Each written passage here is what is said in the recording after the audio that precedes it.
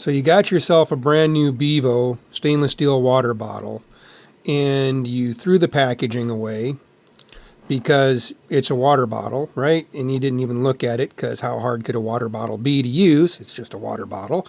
And then you went on YouTube and discovered that there aren't any videos showing you how to actually use it. And then you went to the official website and found out that there aren't any facts talking about how to actually use it either.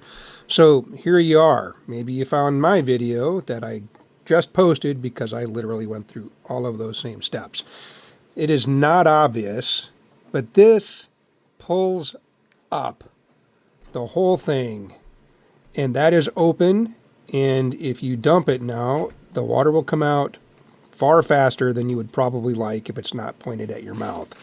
And then you just push it back down, and it's closed, and it's not going to leak at all. Now, don't try to twist this like I did, and don't try to pry the air release valve here, valve cover. That's not going to do what you need.